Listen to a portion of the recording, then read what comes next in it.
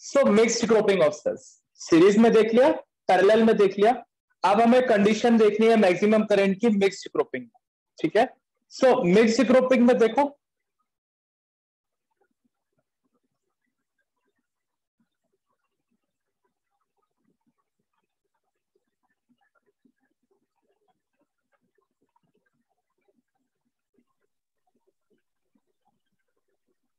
Sir आप बोल नहीं रहे हैं यहाँ पर, बस मुझे वॉइस नहीं आ रही है। नहीं मैं बोल ही नहीं रहा हूँ।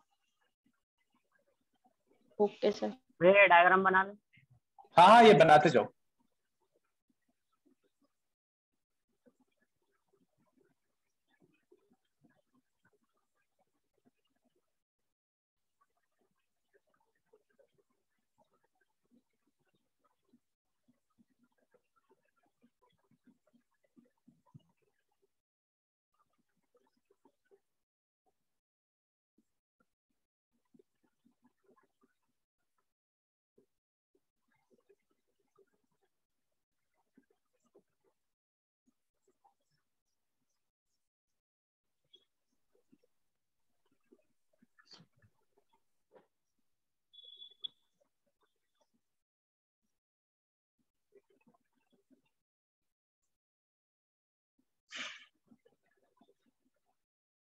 सबका ईएमएफ ई है और सबका इंटरनल रेजिस्टेंस आर।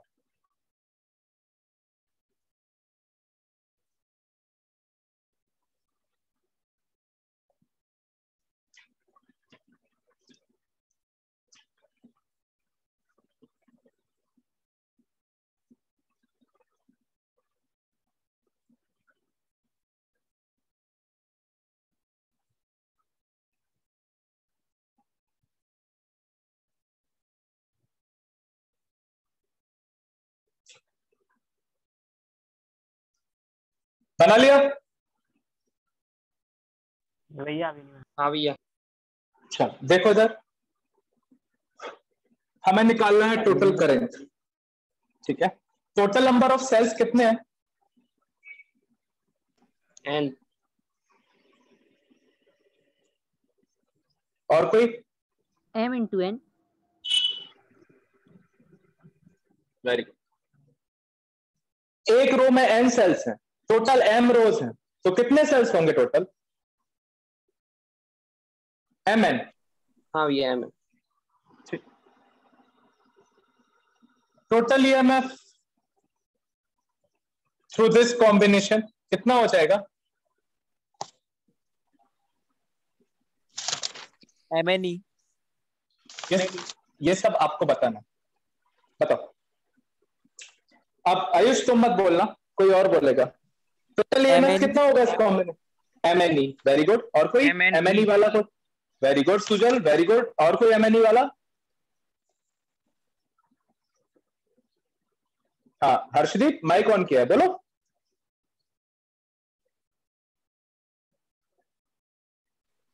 नहीं। निशु बताओ। Sir M E. M E. M ई।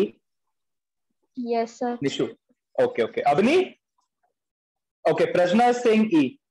अवनी? नो अवनी है टुडे? नहीं। अच्छा तुम्हें बड़ा पता है हर्ष। हाँ या ना, हमें तो पूछ ही नहीं। और कोई? मितांशी? मितांशी?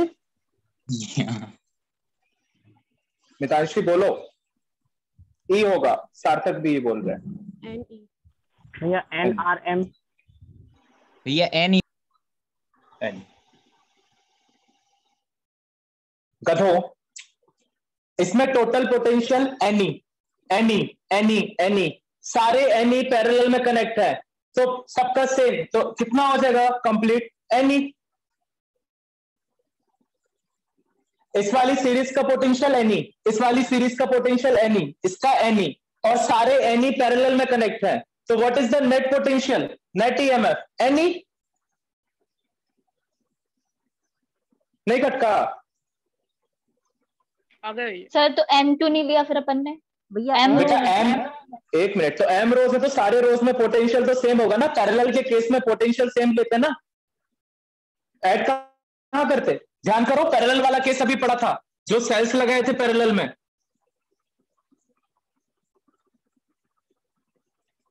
क्या लिया था, ई ई ई, तो नेट कितना लिया था, ई लिया था ना, कि एम ही लिया था, एम सेल्स थे पैरेलल में, फिर भी नेट कितना लिया था हमने, ई लिया था, बिकॉज पैरेलल में पोटेंशियल अक्रॉस दी सेम, तो you will consider N E, because एक में एन सेल्स है, यहां पे एक सेल था, तो you are considering the net EMF is E, देखो इसलिए एम नहीं लिया। Yes sir, got it. है ना, सो पैरेलल के केस में जो एम है उसका तो कोई रोल ही नहीं है पोटेंशियल में, ईएमएफ में, बिकॉज पोटेंशियल तो सारे पैरेलल के केस में सेम ही रहेगा, दैट इज एन ई, क्योंकि जो एक सीरीज का है इसका ओवरऑल एन ही है, और वही सारे हमने पैरेलल में लगा दिए, तो पैरेलल में लगाने से क्या कुछ फर्क पड़ा, नहीं पड़ा, क्या लेंगे सबका एन ई। रेसिस्टेंस बताओ, नेट इंटरनल रेसिस्टेंस निकालो रफ में, जल्दी।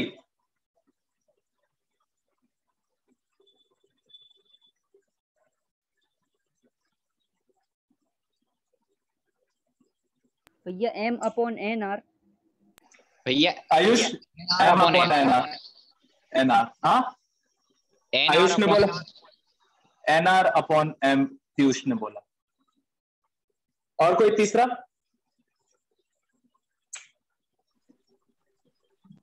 M N R upon M N, ये तो अलग ही है, कौन है ये आर अपॉन एम एन वाला, एम अपन एन ही आ रहा है शायद भैया, हाँ क्या रहा हर्ष,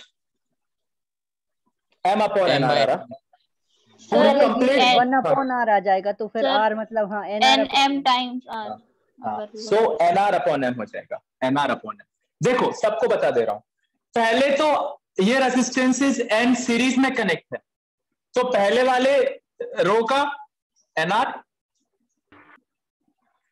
दूसरे वाले का भी N R, dash dash dash, M रोज का सबका कितना एन आर, और ये सारे एन आर किस में कनेक्ट हैं, पैरेलल में, तो 1 upon R equivalent equals to 1 upon N R plus 1 upon N R dash dash dash dash 1 upon N R, कितने times, M times, so M upon N R 1 upon R equivalent, तो R कितना हो गया, N R upon M,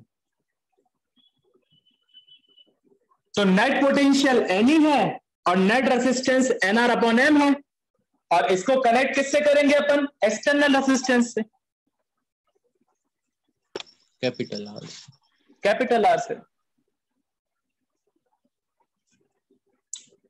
तो net internal resistance, sorry net resistance कितना निकल आएगा, R plus, very good, R plus N R upon M,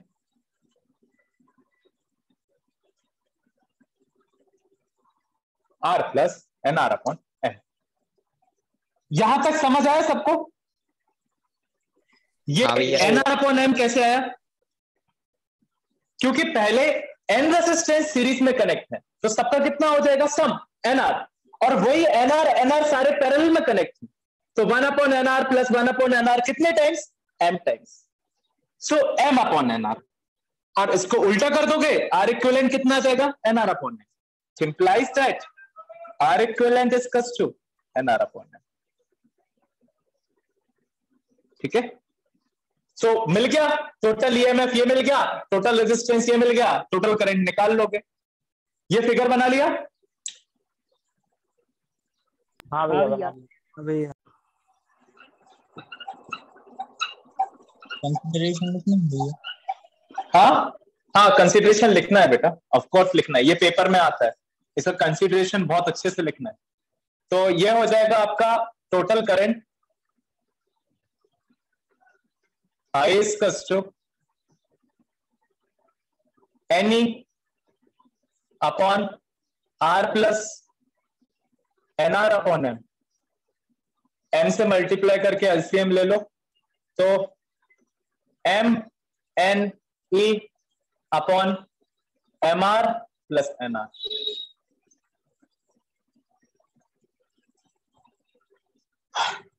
ठीक है, this is the total current.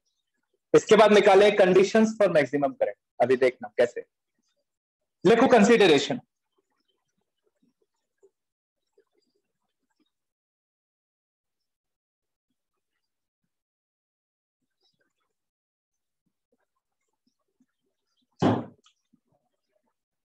Consider n cells,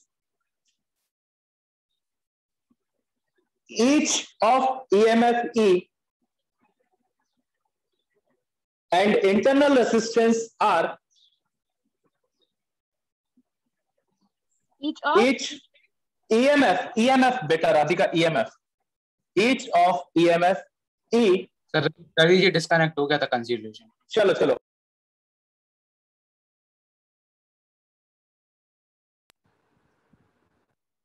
n cells, each of EMF E, अच्छे से लिखना consideration और थोड़ा जल्दी जल्दी, and internal resistance R are connected in series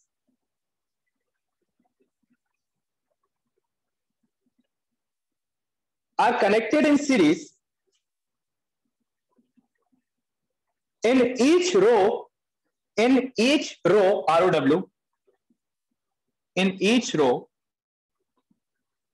are connected in series in each row, and in such rows, and m such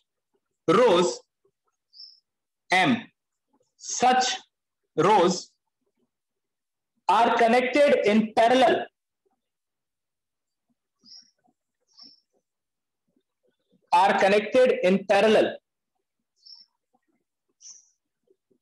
across the external resistance R, capital R, across the external resistance capital R।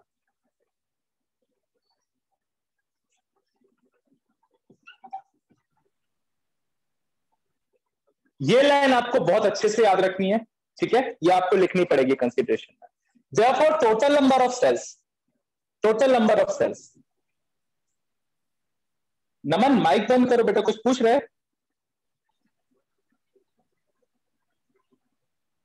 Naman, therefore total number of cells m into n,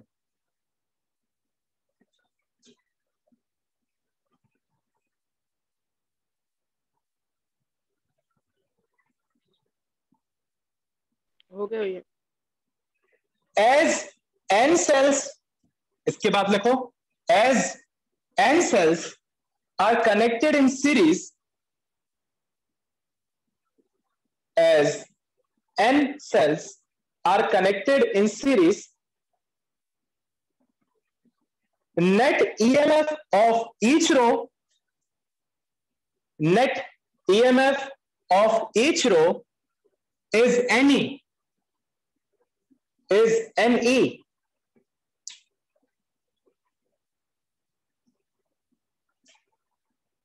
line change, as m such rows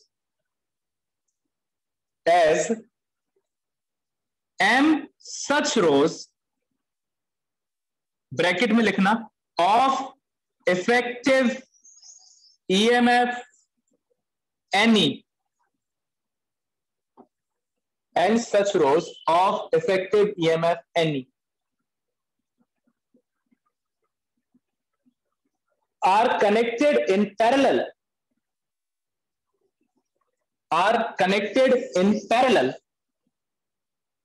comma,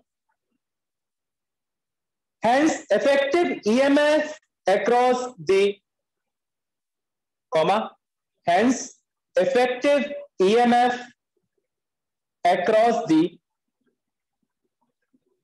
external resistance capital R is कितना होगा?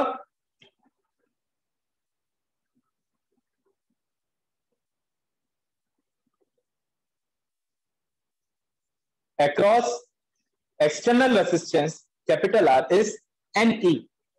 NE ही होगा, change थोड़ी हो जाएगा। ये जो दो lines लिखी हैं इसका मतलब ये है, आपने अलग अलग बताया। पहले बताया कि हमने N सेल्स जब सीरीज में लगाए तो नेट ईएमएफ निकला NE, और उस इफेक्टिव NE ईएमएफ के जब हमने सारे को पैरेलल में लिया तो भी हमारा नेट ईएमएफ कितना आया अक्रॉस एक्सटर्नल रेजिस्टेंस NE। ये आपको पेपर में लिख के बताना पड़ेगा, ठीक है। सो इतना consideration is very important in this topic, ठीक है। Mixed grouping of cells, total internal resistance of the combination, उसके नीचे total internal resistance,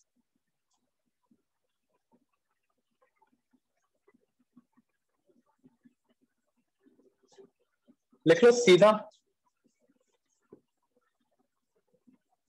1 upon R equivalent equals to, या R कुछ भी R डैश मान लो यार, 1 upon NR plus 1 upon NR dash dash dash dash M times 1 upon NR. It means 1 upon R dash is equals to M upon NR. It implies that R dash is equals to NR upon M.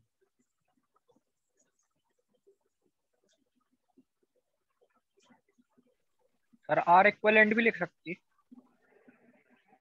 हाँ लिख सकते हैं, R equivalent लिख लो, कुछ भी लिख लो, या R dash लिख लो।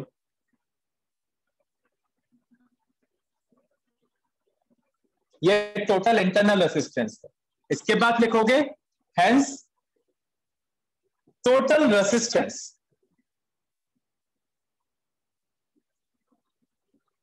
टोटल रेजिस्टेंस कितना हो जाएगा?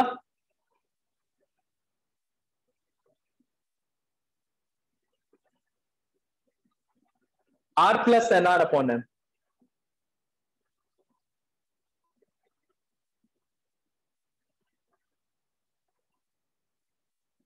हो गया भैया। हो गया? हाँ भैया। Therefore, total current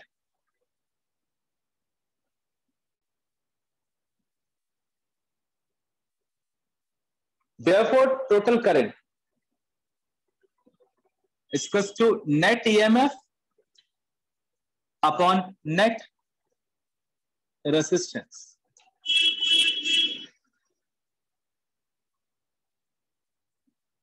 I is equals to NE upon R plus NR upon M. उसके बाद ये लिख लेना,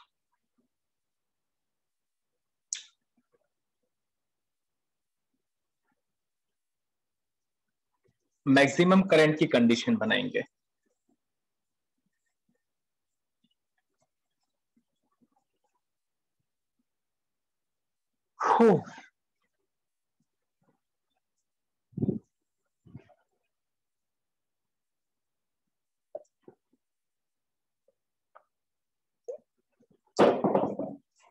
condition for maximum current,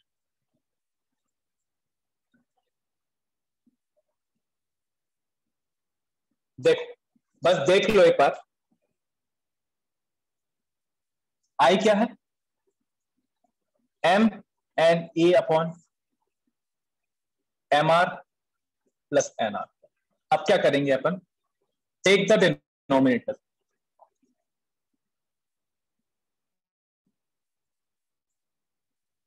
MR plus NR इसका रूट ऑफ MR का स्क्वायर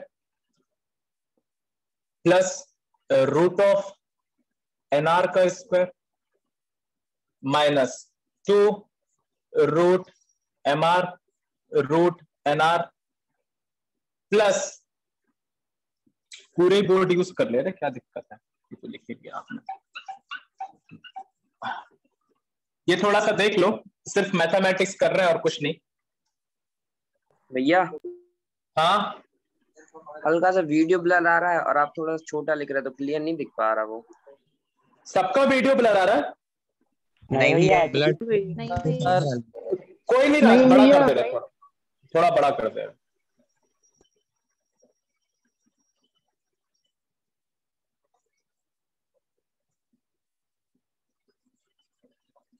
MR प्लस NR को ये लिख सकते हैं कि नहीं?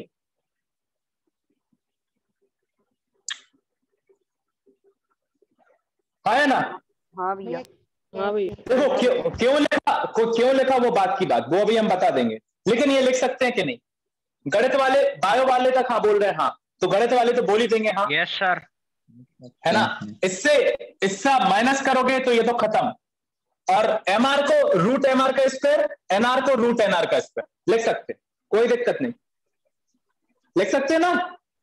हाँ भैया। हाँ भाई। Root MR minus root NR का square plus 2 root MR NR लिख सकते कि नहीं? हाँ हाँ भैया। भाई। हाँ भाई। ये क्या हो गया? ये root MR minus root NR का स्क्वायर हो गया, माइनस और ये इसको ऐसा लिख दिया। ठीक, अब इसको लिख दो I के डिनोमिनेटर में। Therefore I is equals to, हाँ हर्ष तो कंटिन्यू लिखते चले नीचे। अभी पढ़ लो, देख लो, समझ लो, लिख तो अब भी लेना, 2 मिनट लगेंगे, और लिखते चलना है, तुम्हारी मर्जी। कंसीडरेशन नहीं है इसमें, कोई कंसीडरेशन नहीं है। माइनस रूट NR का square plus 2 root MR NR, ये बन गया I। अब I मैक्सिमम कब होगा? जब डिनोमिनेटर क्या हो? छोटा हो। Minimum. I will be maximum when denominator will be minimum, और डिनोमिनेटर मिनिमम कब होगा? जब ये क्या हो जाएगा? 0। इस केस में I मैक्सिमम कब होगा? जब डिनोमिनेटर कम हो। जैसे जैसे डिनोमिनेटर कम होगा I की वैल्यू बढ़ती जाएगी, ठीक है ना?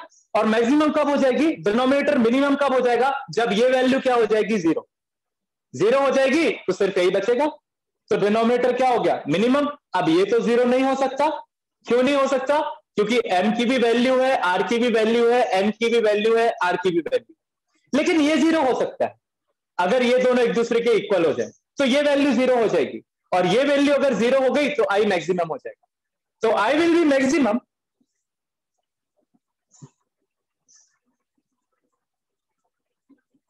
when denominator is minimum,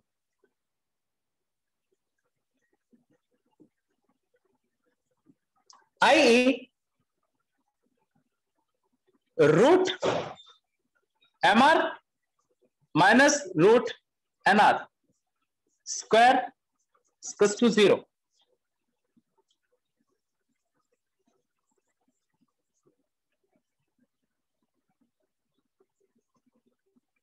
ये 0 है, इसका मतलब क्या है? रूट भैया MR equals to root NR। एक सेकेंड आयुष, रूट हटाओगे MR equals to NR, R equals to NR upon M।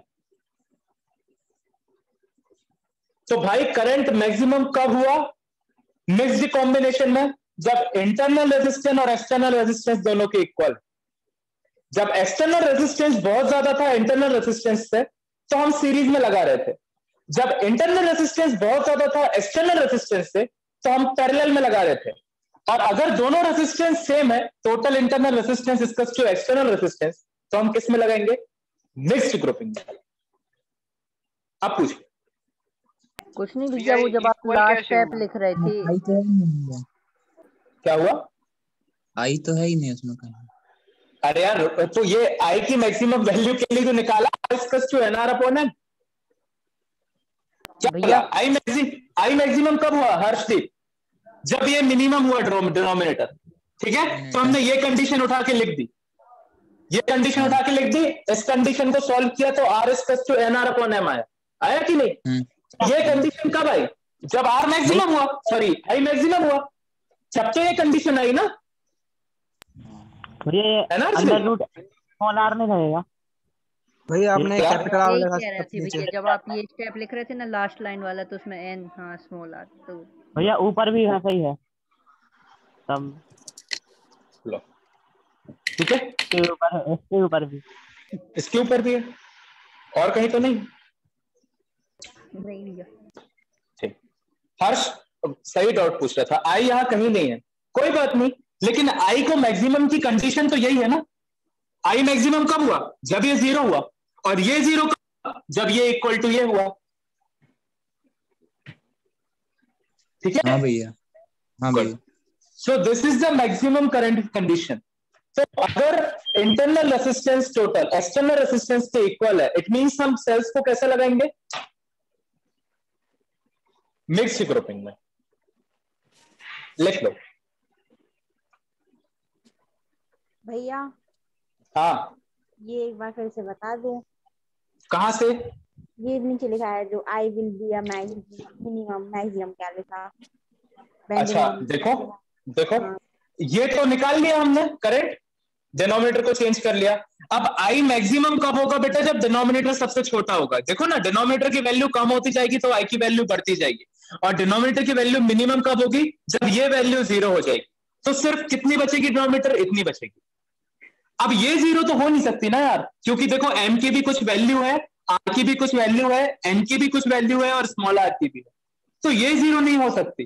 तो ये 0 हो सकती है, तो हमने इसको 0 रख दिया करंट को मैक्सिमम बनाने के लिए। और जब इसको 0 रखा तो हमें क्या मिला? Total internal resistance total and external resistance के इक्वल मिला। इसका मतलब क्या है? करंट मैक्सिमम कब है? जब टोटल इंटरनल और एक्सटर्नल रेसिस्टेंस दोनों सेम।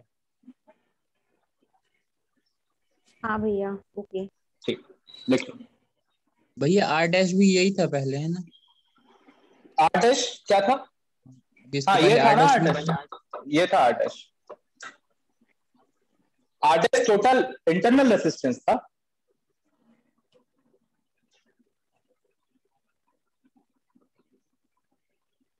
लिख लिया? हो गया भैया। लिखो, यहां लिखो इसके नीचे, हेंस मतलब total external resistance equal to total internal resistance. Mike बंद करो, किसी का माइक ऑन है? आयुष, क्या लिखना भैया? Total external resistance equal to total internal resistance.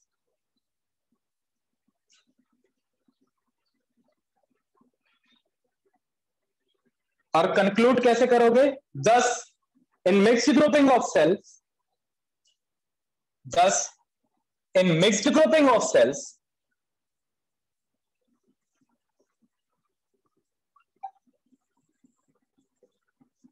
in mixed grouping of cells, the current through the external resistance is maximum. The current through the external resistance is maximum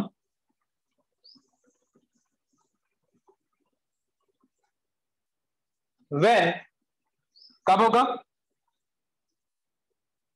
When external resistance is equal to the total internal resistance. लिख लो लिख लो लिख लो, 2 copy लिख लो। when external resistance is equal to the total internal resistance.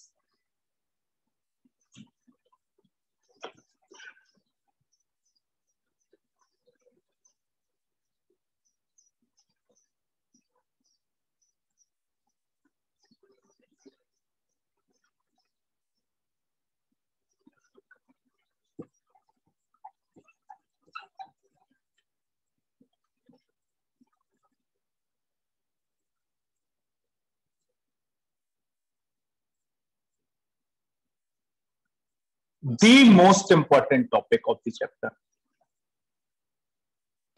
अभी आधा chapter हुआ भैया। Complete last topic. Sir NCERT में तो कुछ कुछ और भी दिया ना? हाँ, पोटेंशियोमीटर, मीटर बेस, इसी की एप्लीकेशन। यार की पहुंच।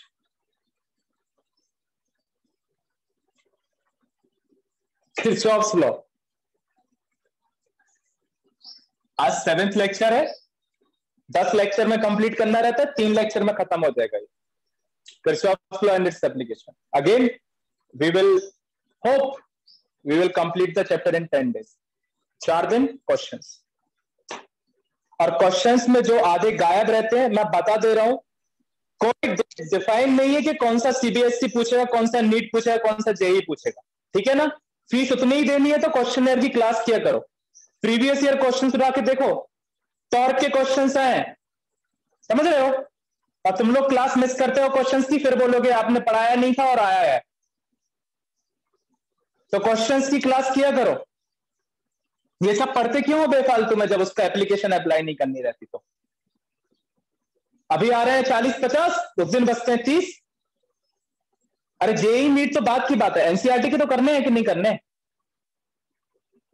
And every question has their importance. कब तक CBSE will ask you every time a new question, और उस क्वेश्चन को करने के लिए प्रैक्टिस चाहिए। 95 प्लस के लिए मेहनत कर रहे हो कि 80 के ऊपर चाहिए, तो फिर मत करो, कोई दिक्कत नहीं।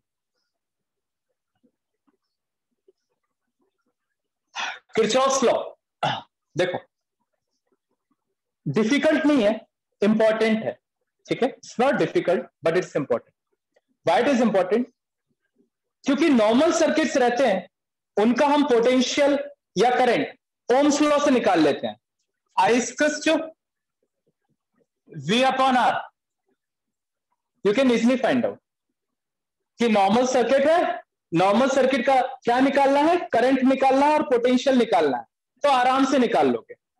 इसकी जगह अगर सर्किट थोड़ा घुमा फिरा,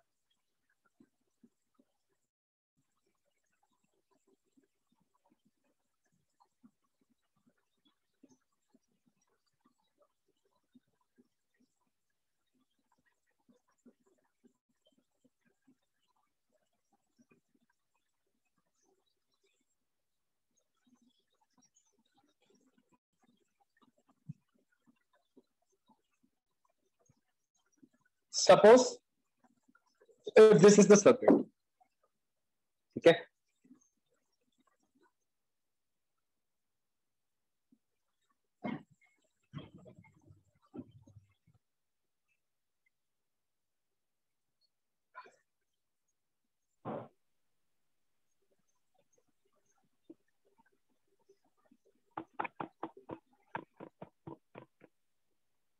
फिर किसी का माइक ऑन है, ठीक है।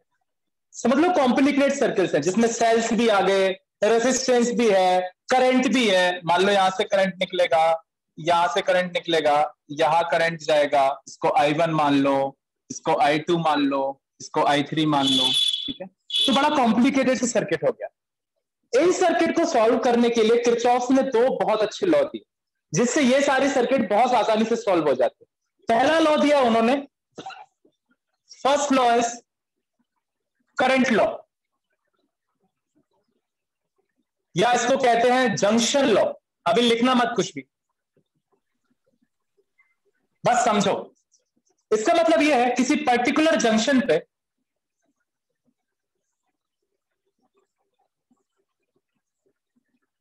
जो करंट आ रहे हैं और जो करंट जा रहे हैं, उन सबका एल्जेब्रिक सम कितना होगा? 0। I1, I2, I3, I4, I5। I1, I2, I3 आ रहे हैं, I4, I5 जा रहे हैं, तो I1 plus I2 plus I3 equals to I4 plus I5, और you can write summation I equals to 0। Kirchhoff का पहला लॉ, किसी भी जंक्शन पे जो एल्जेब्रिक सम ऑफ करंट्स है वो क्या रहेगा? 0 रहेगा। It means current entering the any circuit, any junction is equal to the current leaving that junction।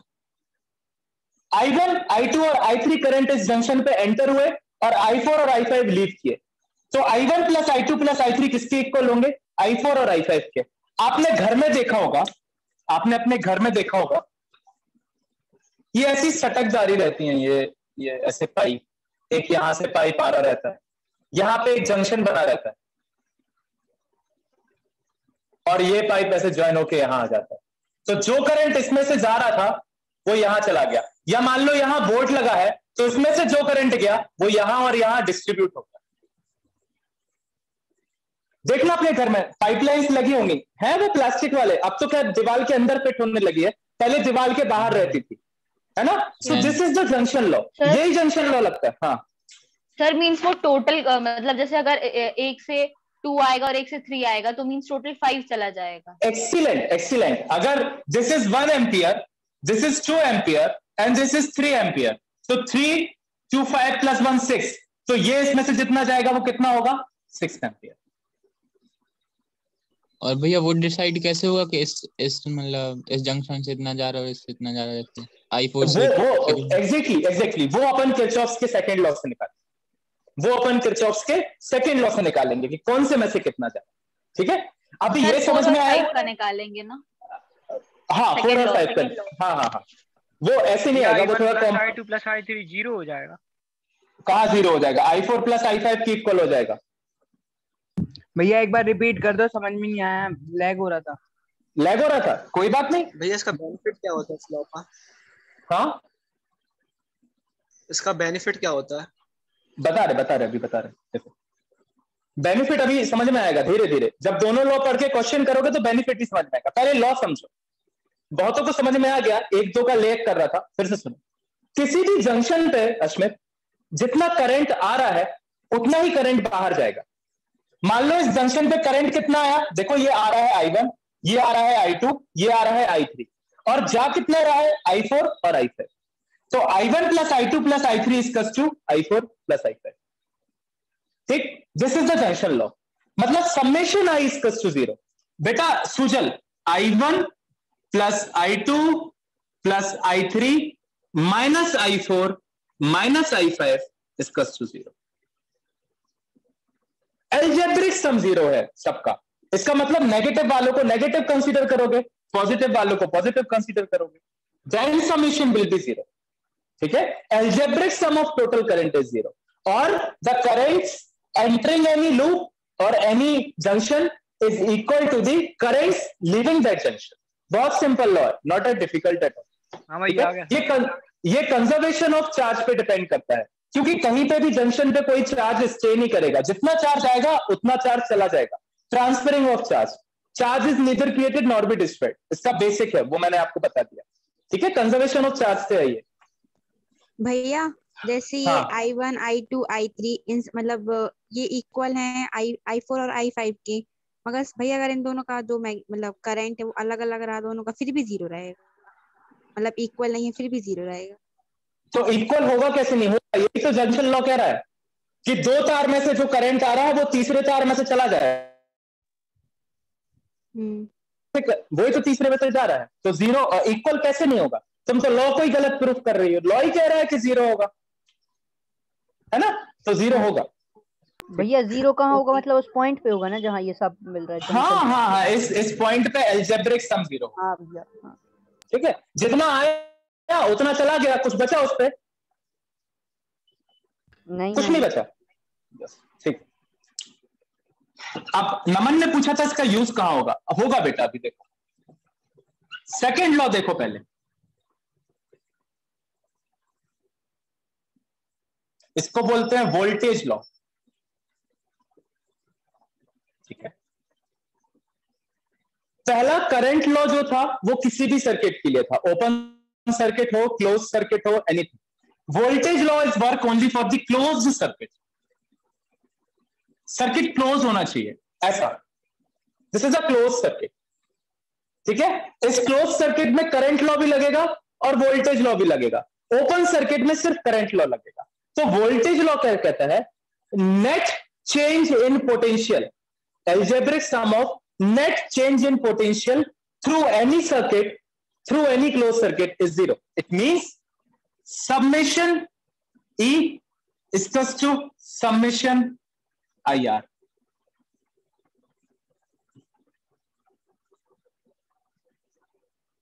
Change in potential, मतलब EMF is also a potential and del V potential difference is also a potential. इन सबका algebraic sum किसी closed circuit में 0 होता है। उसको लिखने का तरीका ये है, ये डेल वी को हमने IR लिख दिया, del V को हमने IR लिख लिया, ठीक है। So through any closed circuit the change in potential or algebraic sum of total potential is always 0. It means EMF total उठाए और total potential लिया, दोनों इक्वल होंगे एक दूसरे, ठीक। इट मींस अगर इनका माइनस करोगे तो 0 के इक्वल है, ठीक है। This is the second law, this is the second law. IR denoting del V potential difference, V is equals to IR and E denoting EMF। तो इसके अलावा और कोई तीसरा पोटेंशियल तो यहां है नहीं, यहां कोई तीसरा पोटेंशियल है नहीं, ठीक। सो दिस ऑल पोटेंशियल्स इनका एल्जेब्रिक सम 0 होगा। This is the second law, very simple. ये लॉज सिंपल है, इनको अप्लाई करना थोड़ा सा ट्रिकी है। पहले लॉज लिख लो, लिखो फर्स्ट लॉ, डायग्राम बनाना है, वो अभी मत बनाना, वो बाद में बनाना है, अभी मत बनाना। फर्स्ट वाले लॉ का भी सर, फर्स्ट वाले लॉ का बना लो, पहले किरचॉफ्स फर्स्ट लॉ लिखो, फिर बनाना। लिखो किरचॉफ्स फर्स्ट लॉ और जंक्शन लॉ, ब्रैकेट में लिखना junction law. It states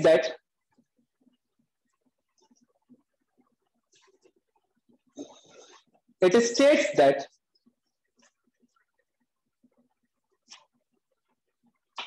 the algebraic sum of current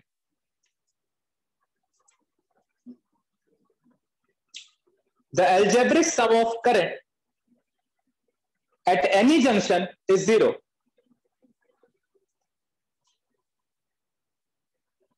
The algebraic sum of current at any junction is 0 in an electric circuit.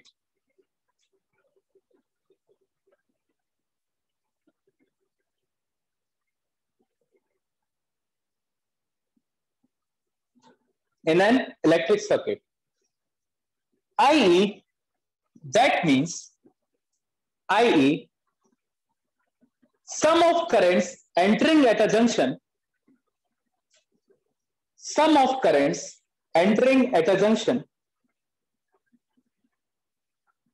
is equal to the sum of currents leaving that junction, is equal to the sum of currents leaving that junction. Summation I is equals to 0. उसके नीचे ये figure बनाओगे भैया, equal के बाद है, काय के बाद equal to the sum of currents leaving that junction, I1, I2, I3, I4, I5। ये बना ले भैया। हाँ, ये बना लो और लिख लो, क्या हो जाएगा I1 plus I2 plus I3 equals to I4 plus I5।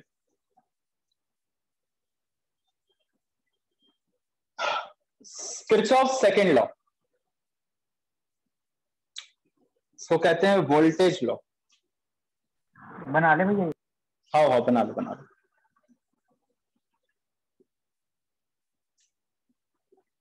पहले में टोटल करंट 0, दूसरे में टोटल वोल्टेज 0। पहला ओपन क्लोज दोनों के लिए, दूसरा सिर्फ क्लोज के लिए।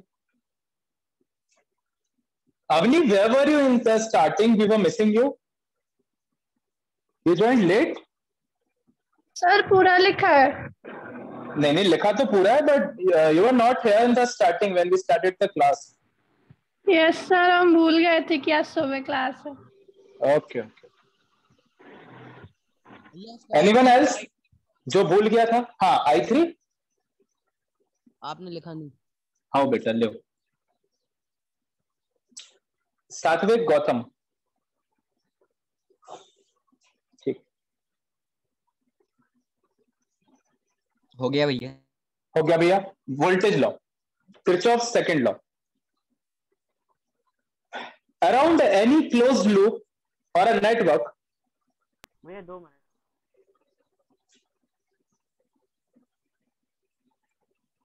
यार वैक्सीन लगने के बाद वीकनेस सी लग रही है यार, हम तो सोच रहे थे कि दम आ जाएगी 8-10 घोड़ों की। भैया वो इम्यूनिटी रीस्टार्ट भैया 5 दिन लगेगा ऐसा आपको। 2 दिन लगता है। चलो कोई नहीं, देखो around any close loop, around any close loop. भैया आवाज नहीं आ रही आपकी। Hello hello, mike testing. आ रही है। Around any close loop or a network, comma, the algebraic sum। भैया स्टार्ट कर दी ना, मतलब फिर से बता दी ना एक बार। Around any closed loop or network, the algebraic sum of change in potentials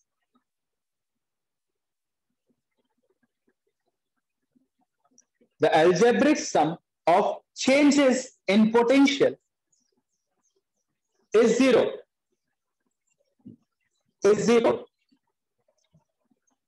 line change करना, लिखना IE, लाइन चेंज करना, लिखना IE। algebraic sum of EMFs in any loop, algebraic sum of EMFs, EMF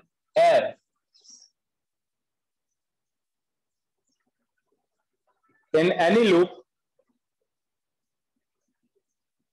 of a circuit is equal to the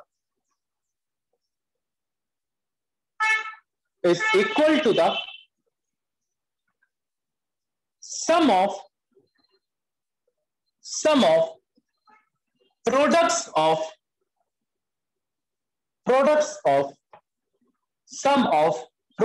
of currents and resistances in the loop. Currents and resistances in the loops. Oops, they are loops. ये लिखिए। कैसे होगा? हाँ बता रहा हूं, wait करो। Summation ही इसका टू समेशन आया। सेकंड वाले को अप्लाई करने के लिए 2 चीजें ध्यान रखनी। लिख लिया? ये लिख लिया? हाँ भैया। देखो अब सेकंड वाले को अप्लाई करने के लिए 2 चीजें ध्यान रखनी है आपको, ठीक है? अगर हम लूप कंसीडर कर रहे हैं ABCF, लूप ले रहे हैं ABCFA, ये वाला। हमें क्या करना है इस लूप में? एक पर्टिकुलर डायरेक्शन बनाना है। मान लो ऐसा बना दिया। We are taking the loop is in the direction, इस डायरेक्शन में। तो 2 चीजें देखो, अगर लूप के डायरेक्शन में EMF positive to negative travel कर रहा है तो क्या ले लोगे तुम? इसको नेगेटिव लोगे। और लूप के डायरेक्शन में अगर EMF negative to positive travel कर रहा है तो क्या लोगे? इसको पॉजिटिव लोगे।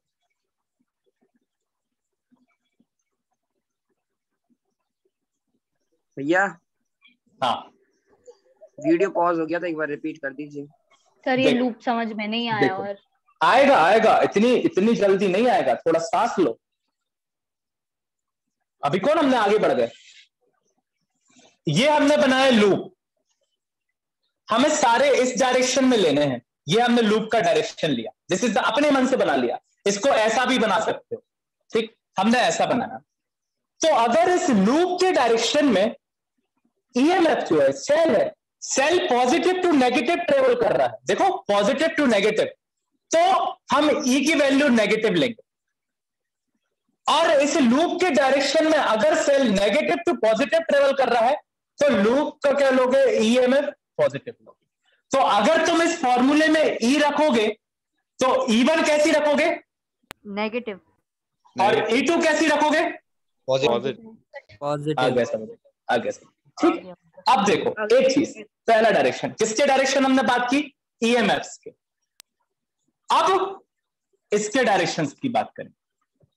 ठीक, अगर लूप के डायरेक्शन में करंट भी ट्रेवल कर रहा है तो इसको क्या लोगे, पॉजिटिव। देखो ये लूप के डायरेक्शन में करंट ट्रेवल कर रहा है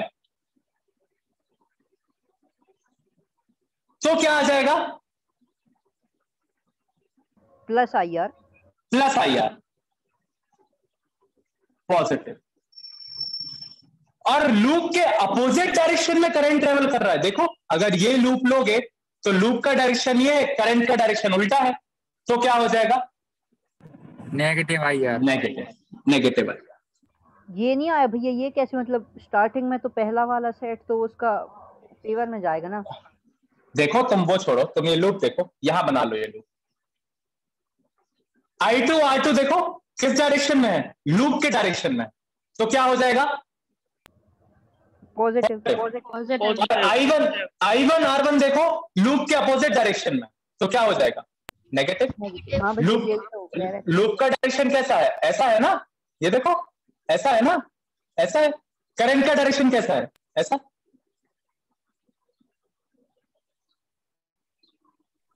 है कि नहीं, आ गया भैया, है ना, तो उल्टा हो जाएगा। अब इस लूप में ये फॉर्मूला लगा दो, तो क्या हो जाएगा, minus I1 R1 plus I2 R2 इसकस टू किस डायरेक्शन में है, माइनस E1 प्लस E2। ऐसे अप्लाई करना है किरचॉफ्स लॉ। भैया I1 की डायरेक्शन एक ही साइड है, लेकिन I2 की फिर साइड नहीं होगी। क्यों होगी बेटा, I1 करंट इसमें से निकल रहा है, इस वाली बैटरी में से, I2 करंट इस वाली बैटरी में से निकल रहा। और देखो इस वाले जंक्शन पे अगर जंक्शन लॉ लगाओगे तो I1 प्लस I2 I3 के इक्वल हो जाएगा, तो करंट का डायरेक्शन सही तो है। हाँ, है ना, देखो ईएमएफ का समझ में नहीं आया, ईएमएफ का समझ में नहीं आया, समझ में, यस सर, करंट। अरे वाह, तुम्हें डिफिकल्ट वाला समझ में आया, इजी वाला नहीं आया। देखो this is the direction of loop. अगर लूप के डायरेक्शन में ये पॉजिटिव है ना, बड़ा वाला, ये छोटा वाला नेगेटिव है, तो पॉजिटिव से नेगेटिव ट्रेवल कर रहा है, पॉजिटिव से नेगेटिव, तो क्या लोगे, नेगेटिव लोगे। ईएमएफ क्या लोगे, नेगेटिव लोगे। और अगर लूप के डायरेक्शन में नेगेटिव टू पॉजिटिव ट्रेवल कर रहा है तो पॉजिटिव लोगे। या देखो नेगेटिव टू पॉजिटिव ट्रेवल कर रहा है तो क्या लिया, E2 positive. Yes sir. Good. So this is the way you have to apply the Kirchhoff's law.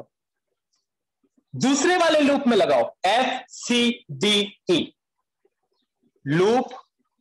अब ये आप लगाओगे FCDEF, FCDEF लगाओ। ये ले लो डायरेक्शन, जो तुम्हें लेना ये लेना। Minus I2 R2।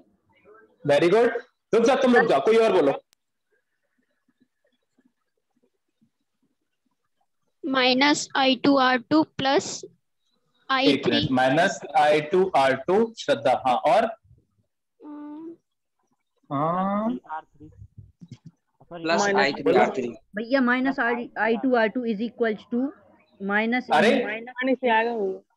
Minus I2 आएगा इक्वल टू किस साइड, अरे एक ही है भैया, तो फिर दो plus I3 R3। Sir I3 कहाँ आएगा फिर, माइनस I3 का कंफ्यूजन है sir. I2 is equal to minus. एक मिनट चुप, सबके सब चुप। दीक्षा बोलो।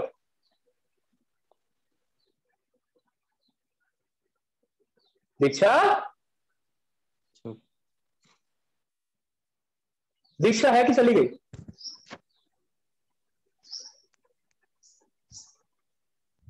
एक तो कोई गया है, दीक्षा तो है, चलो कोई बात नहीं, दीक्षा का मन नहीं है बोलने का, लगता है अवनी बोलेगी। Avni, minus I2 R2।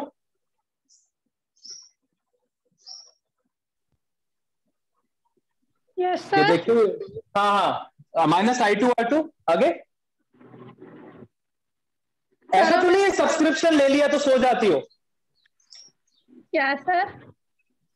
ऐसा तो नहीं है सब्सक्रिप्शन ले लिया तो सो जाती हो? नहीं सर, सब्सक्रिप्शन से नहीं पढ़ते फिजिक्स। हाँ तो -I2 R2 आगे +I1 +I2। ये और मान, मतलब तुम क्लास ही नहीं कर रही थी, कहाँ थी सबसे बताओ? नहीं सर, क्लास कर रहे थे भैया।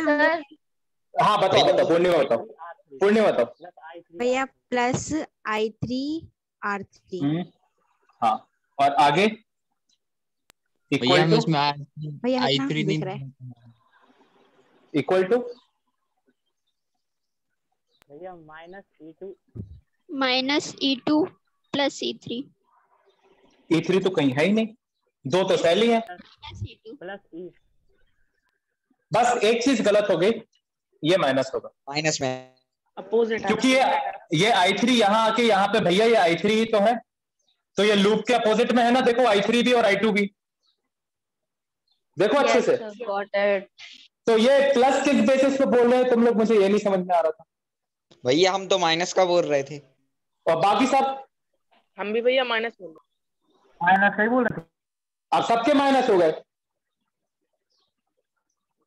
भैया। यहाँ E2 इसलिए माइनस है क्योंकि डायरेक्शन अपोजिट है ना। हाँ डायरेक्शन पॉजिटिव टू नेगेटिव है, देखो लूप के direction positive to negative, loop के डायरेक्शन में नेगेटिव। यहाँ पे लेकिन सर सेल ही नहीं है, तो फिर ई का क्या लेंगे, ईएमएफ का क्या लेंगे? ये तो है सेल सर नीचे वाले में तो नहीं रहने तो जरूरी थोड़ी है हर रेसिस्टेंस के साथ सेल लगाओ। Okay sir. हो सकता है एक सेल ही दोनों रेसिस्टेंस में करंट प्रोवाइड कर रहा हो। सर तो मींस उसका E2 को ही कंसीडर कर लेंगे नीचे। ऑफ कोर्स E2, और क्या, अगर E2 भी नहीं होता तो 0 कंसीडर कर लेती।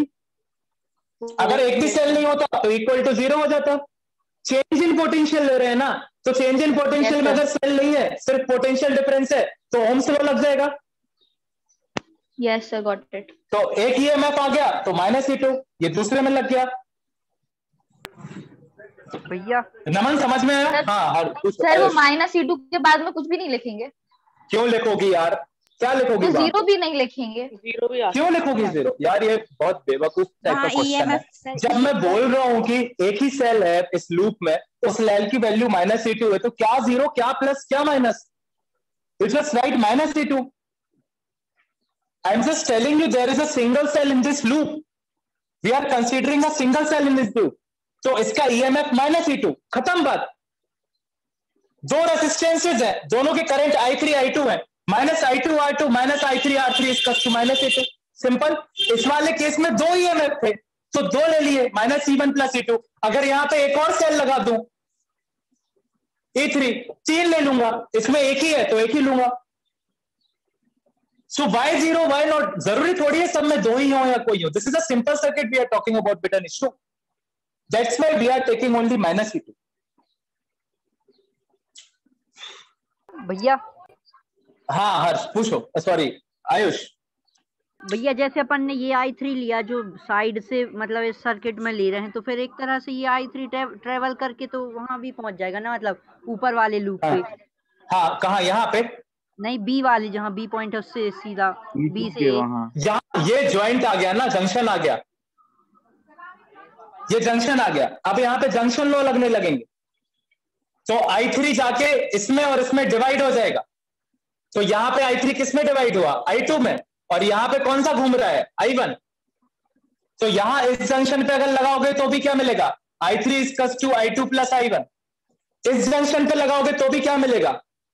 I1 = देखो I2 = ये यहां से आ रहा है, ये यहां से जा रहा है, I3 में कन्वर्ट हो रहा है, तो I1 + I2 = I3। इस लूप पे भी सेम मिला। करंट की इक्वेशन हर जगह सेम मिल रही, मतलब करंट का डायरेक्शन सब में सेम है, सही है, मतलब the loop is absolutely correct. हमने दोनों पे जंक्शन लॉ लगा के चेक कर लिया, यहां पे भी जंक्शन लॉ लगाया, सेम इक्वेशन मिली करंट की, यहां पे भी जंक्शन लॉ लगाया, सेम इक्वेशन मिली करंट की।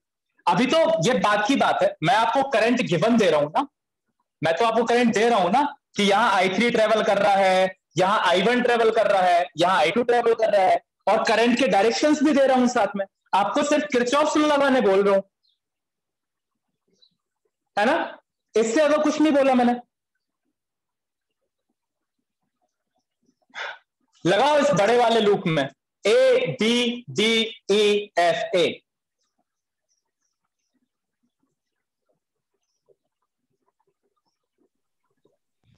रुक जाओ एक मिनट, निशु लगाओ। What sir? बड़े वाले लूप में लगाओ। चलो डायरेक्शन यही ले लो बड़े वाले लूप के लिए भी।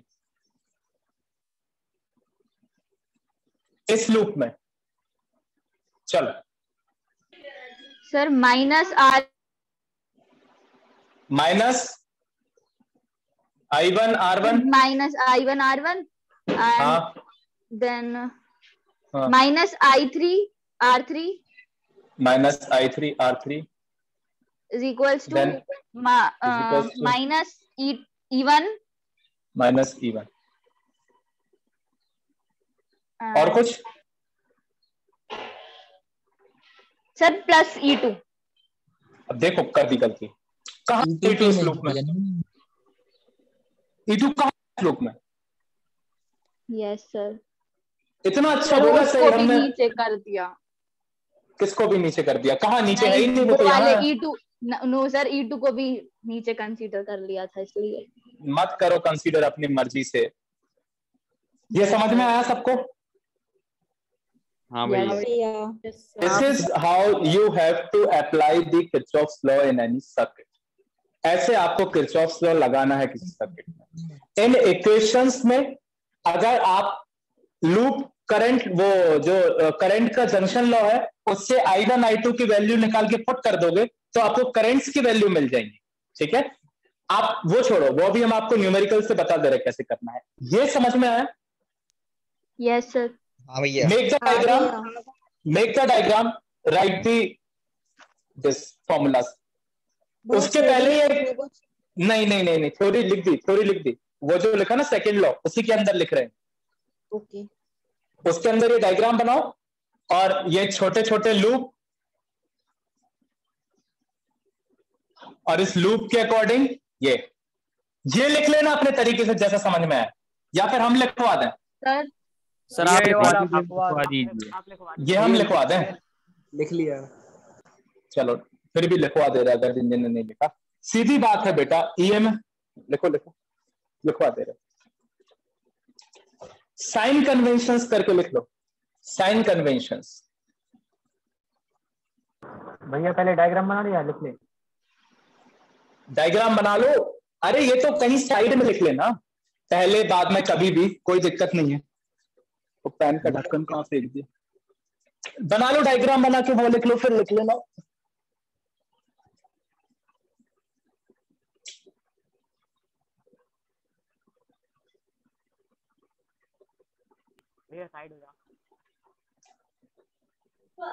सर यहाँ पे जैसे पैर में अपन ने लूप्स वो लिए हैं, सर्किट लिए हैं, सिंगल नहीं हो सकता क्या? मतलब क्या कह रही हो बेटा?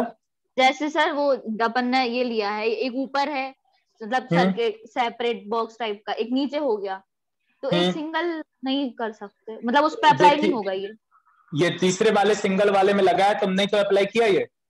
यस सर, वो तो ठीक है, मतलब अपन ने दो भी तो लिए हैं ना उसके पहले हाँ तो वो इसलिए लिए है क्योंकि ये कॉम्प्लिकेटेड सर्किट है। जब आप 2-3 इक्वेशंस बनाओगे ना, तब जाके आप करंट की वैल्यूज निकाल पाओगे। अभी आगे जब न्यूमेरिकल करा रहा हूं उसमें आपको समझ में आएगा that numerical is way important. उस न्यूमेरिकल से पूरा आपका किरचॉफ्स लॉ का कॉन्सेप्ट फट से समझ में आ जाएगा।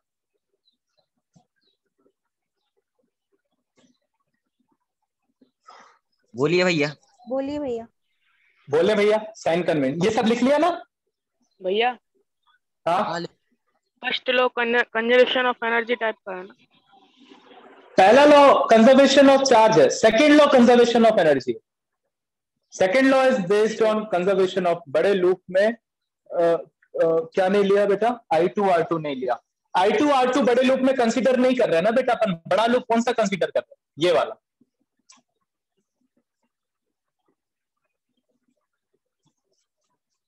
तो नहीं किया कंसीडर, ठीक है ना मन? ओके, लिखो sign convention. if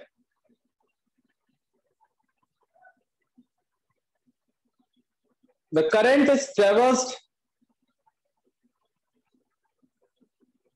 the current is traveled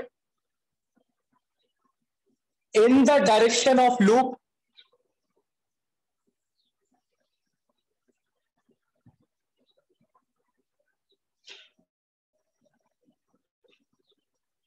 then del V is taken as then del V is equals to IR is taken as, क्या लोगे इसको? पॉजिटिव। भैया एक बार positive. If the current is traveled in the direction of loop, then del V is equals to IR is taken as positive, and vice versa.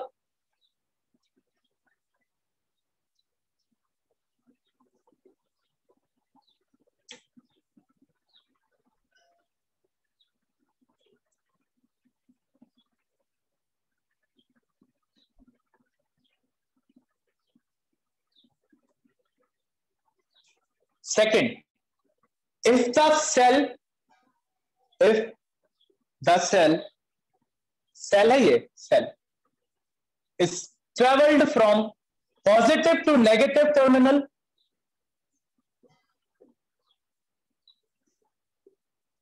is traveled from positive to negative terminal in the direction of loop,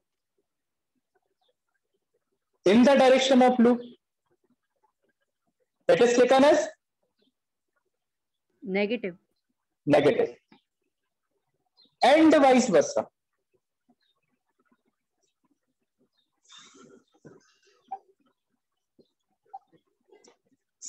समझ में आ गए दोनों के directions? 15 minute left, एक numerical, whole Kirchhoff's law clear.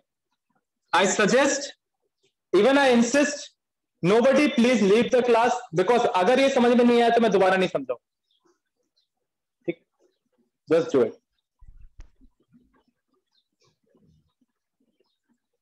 आपको ही करना है.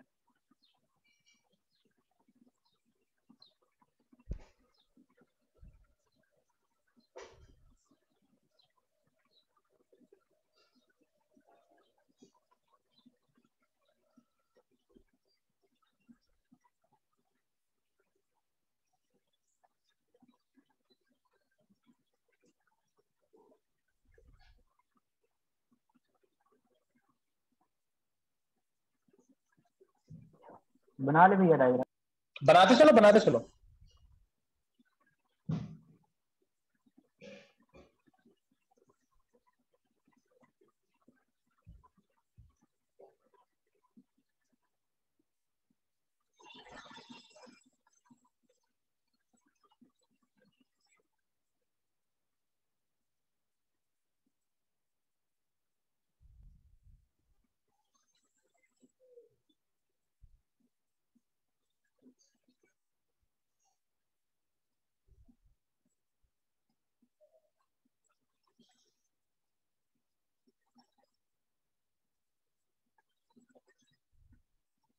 ये ऊपर वाली बैटरी कितने वोल्ट की है? 10 वोल्ट।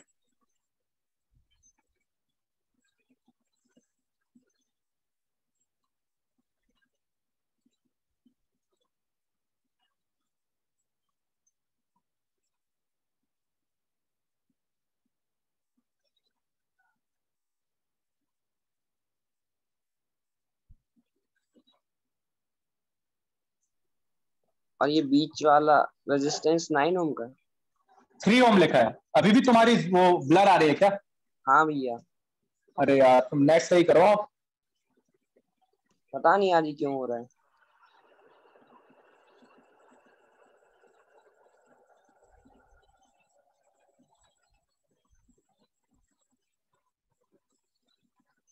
निकालो।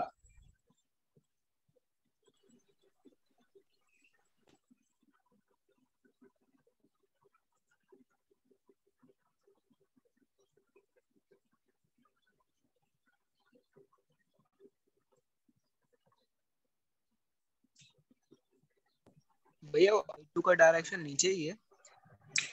हाँ, कोई नहीं, हमने मान लो गलत डायरेक्शन दे दिया तो करंट नेगेटिव में आ जाएगा, है ना। मान लो उल्टा डायरेक्शन दे दिया हमने I2 का, तो करंट कहां में आ जाएगा, नेगेटिव में आ जाएगा। तो किरचॉफ्स लॉ क्या कर देगा, करंट का डायरेक्शन चेक कर देगा कि नहीं नहीं, जो आपने एज्यूम किया है I2 ये उल्टे डायरेक्शन में एज्यूम कर लिया है भाई, पॉजिटिव टू नेगेटिव फ्लो करेगा करंट, समझे। हाँ भैया, वही हम किरचॉफ्स लॉ, हाँ किरचॉफ्स लॉ बहुत खतरनाक आदमी है। अभी जब निकालोगे ना तो हो सकता है I2 की वैल्यू माइनस में आए आपकी। लगाओ, इस वाले लूप में लगाओ, इस वाले लूप में लगाओ।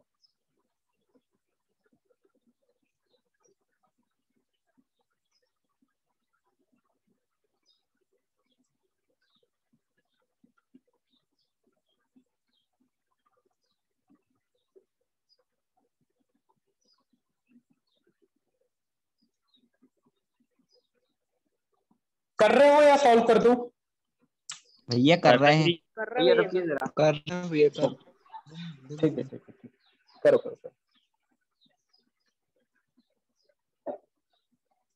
एक हिंट दे देता हूं, इस जंक्शन पे करंट की इक्वेशन को यूज कर लेना, जो कि क्या हो जाएगी, I3 = I1 + I2। ये इक्वेशन आपको यूज करनी पड़ेगी। Sorry, I3 + I2 = I1।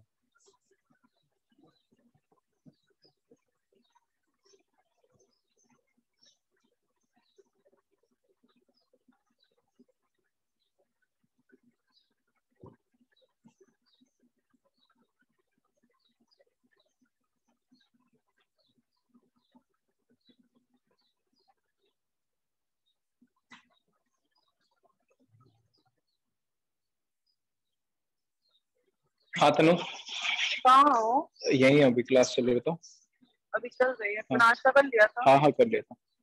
चलो ठीक है, कब तक आओगे? आ रहा हूँ 15-20 मिनट। ठीक है। ओके।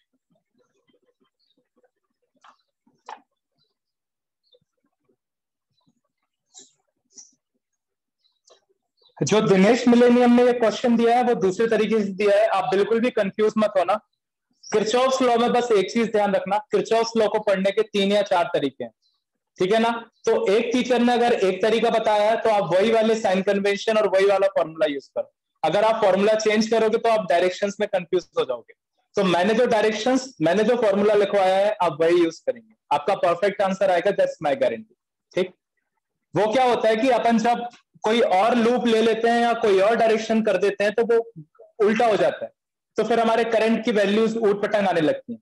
तो अखिलेश सर भी कुछ पढ़ाएंगे या आपके स्कूल वाले टीचर भी कोई तरीके से पढ़ाएंगे, but use this because there are ample number of ways to solve the Kirchhoff's loop and you have to follow a single one, that is this.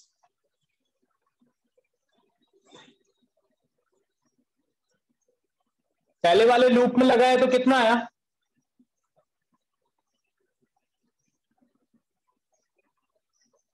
भैया इक्वेशन बताएं, मतलब हाँ इक्वेशन बताओ भैया, हम बताएं। हाँ बताओ। -10I2 + 3I1 = 10 आया क्या? बेटा 10I2 तो हो गई नहीं, ये तो सेल है। या सेल तीनों का आ तो गए पोटेंशियल भैया, तीनों आ गए। I1 आया है भैया 2 एम्पियर, I2 आया -4 एम्पियर और I3 आया -2 एम्पियर। I3 आया -2 एम्पियर, I2 आया -4, I3 आया -2 और I1 आया +2। Yes sir. I1 तो -2 आना चाहिए पहली बात, +2 कैसे आया? देखो I1 का डायरेक्शन सेल के उल्टे डायरेक्शन में लिया अपन ने, चेक करो। देख रहे भैया कहीं कैलकुलेशन मिस्टेक ना कर दी। कहीं तुमने डायरेक्शन मिस्टेक किया होगा। I2 -4 एम्पियर सही, हाँ सही लग रहा है, क्योंकि ठीक है माइनस होगा क्योंकि सेल के अपोजिट डायरेक्शन में करंट है। डायरेक्शन ऐसा होना चाहिए था करंट का, लेकिन उल्टा डायरेक्शन लिया तो -4 एम्पियर। I3 भी -2 एम्पियर हो सकता है, कोई दिक्कत नहीं, ठीक है। So check I1,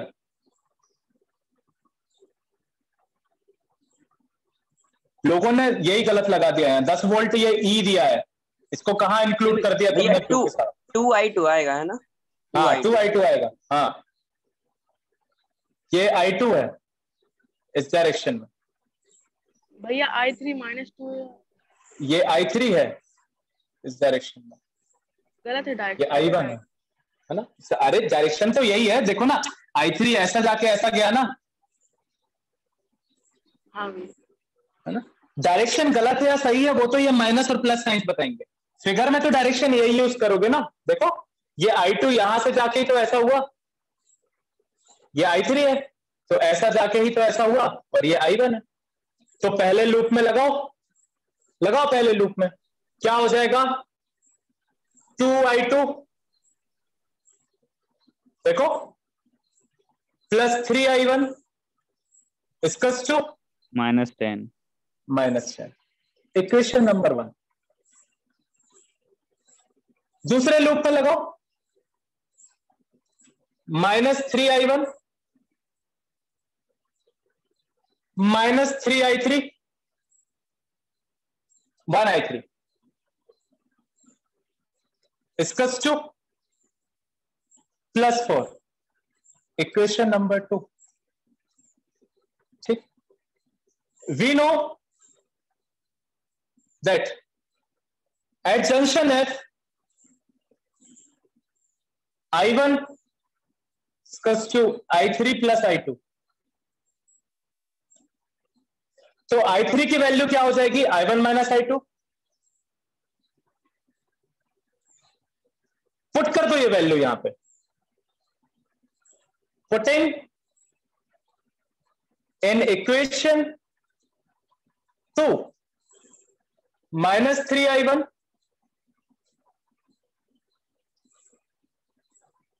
-i1 plus i2 इसकस टू 4।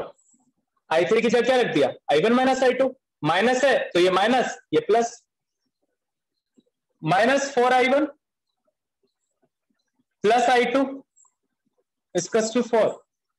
i2 कितना आ गया? 4 प्लस 4i1। इस i2 की वैल्यू उठा के इसमें पुट कर दो इक्वेशन नंबर 1 में, आंसर आ जाएगा। i1 तो निकल ही जाएगा। भैया स्टार्टिंग का बता देना अभी, मतलब ये कर लो फिर स्टार्टिंग। हाँ देखो इसको पुट कर दो, पुट इन इक्वेशन 1, तो i2 कितना हो जाएगा? 2 4 प्लस 4i1 प्लस 3i1 इसकस टू -10। देखो पूरा इक्वेशन i1 में, कहीं कोई गलती हो तो बताते जाना राम, है ना? हो सकता है मुझसे भी साइन का कोई गलती हो जाए, तो देखे रहना सही चल रहा है क्या पहले वाले इक्वेशन में। हाँ ये -10। हाँ -10 देखो ना, पॉजिटिव से नेगेटिव, हाँ तो -10 है ना। तो भैया ये नीचे लूप है ना, तो भैया ये नीचे वाला 4 का भी तो होगा कुछ। 4 भी नहीं लेंगे भैया, ये नीचे का 4 ले तो लिया 4। अरे इसी लूप का, इसी लूप में दोनों है। अरे हाँ -10 और ये -4, -14 हो जाएगा। वेरी गुड, मैं यही तो कह रहा था, देखे रहना। ये नहीं आ रहा था भैया समझ। -14, सॉरी मैं भूल गया था ये वाला सेल। निशु इतनी देर से कह रही ना, तो उसी के चक्कर में गलती हो गई। ये निशु का काम है, मेरी तो कोई गलती है ही नहीं। सर मैंने तो कुछ बोला ही नहीं। सर वो यही कर रही है इतनी देर से, ये वाला सेल कंसीडर मत करो नहीं किया मैंने। और कहीं तो कोई गलती नहीं है ना भैया? आ गया i1। ठीक है, तो 4 2 8 -20.5। Very good, plus 4 2 8i1 plus 3i1 इसकस टू -14। 8 और 3 11, 2 आ जाएगा। 11i1 इसकस टू -22। i1 इसकस टू -2 एम्पियर। क्या बोला था? i1 नेगेटिव आएगा, क्योंकि i1 का डायरेक्शन सेल के अपोजिट डायरेक्शन। आ गया कि नहीं आ गया?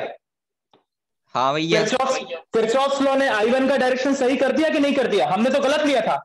हमने देखो बाहर रेजिस्टेंस में पॉजिटिव टू नेगेटिव ट्रेवल कर रहा करंट, मतलब नेगेटिव टू पॉजिटिव, यहां से ऐसे ट्रेवल कर रहा करंट, पॉसिबल ही नहीं है।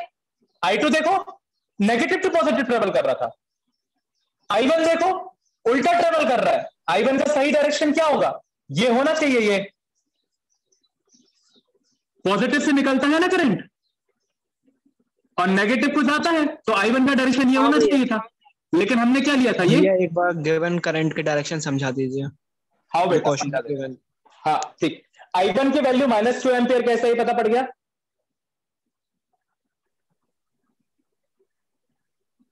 ये तो पता पड़ गया, डायरेक्शन तो हम समझा दे रहे करंट के। देखो इसके बाद I2 में पुट कर दोगे, यहां पे किसी भी इक्वेशन में इसमें पुट कर दो, तो 2 2 जा 4, 4 2 जा 8, -8 + 4 कितना हो गया? -4 एम्पियर। देखो समझ गए भैया, उसका डायरेक्शन बता दो। हाँ -4 एम्पियर आ गया। I2 कितना आ गया? -4 एम्पियर। देखो ये भी माइनस में आया, मतलब I2 का डायरेक्शन भी हमने लूप में क्या लिया है? उल्टा लिया है, दिख ही रहा है उल्टा लिया है। बता दे रहे 1 मिनट। I3 कितना आ जाएगा? I1 - I2। I1 कितना है? -2 और प्लस हो जाए कितना? 4, तो +2 एम्पियर। I3 का डायरेक्शन मतलब सही लिया है। देखो बेटा नमन या सब, ये I2 देखो, ये यहां पे भी यही I2 है ना।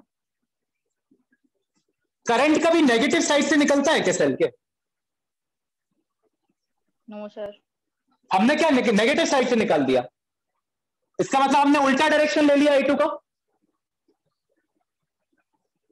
करंट कैसे ट्रेवल करता है? पॉजिटिव टू नेगेटिव, ना कि नेगेटिव टू पॉजिटिव। हाँ अपन ने डायरेक्शन ली तो अपन इसको अपनी मिस्टेक मानेंगे या फिर ये क्वेश्चन नहीं है तो ऐसे मान?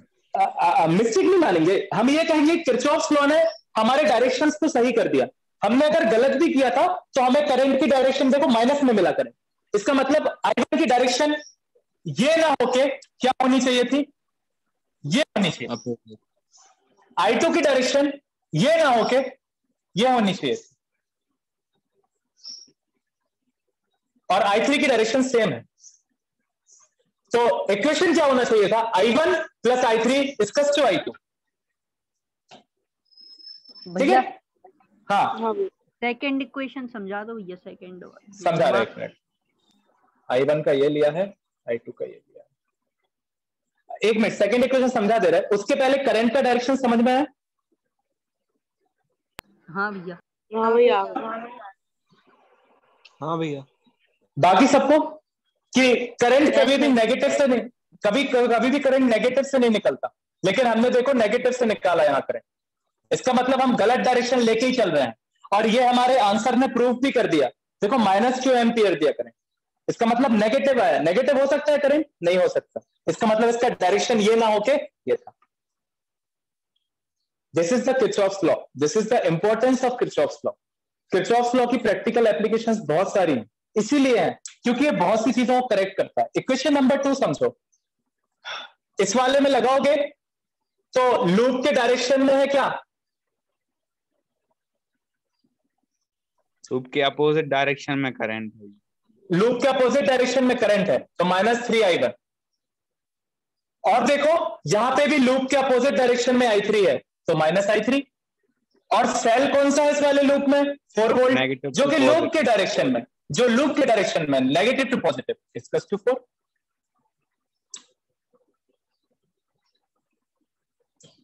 आयुष? हाँ भैया आ गया। Good. So this is the importance of Kirchhoff's law. ऐसे आपको, ये तो बहुत सिंपल क्वेश्चन है, एनसीईआरटी का एक एग्जांपल देखना जिसमें वो क्यूब बना हुआ है। ओ भाई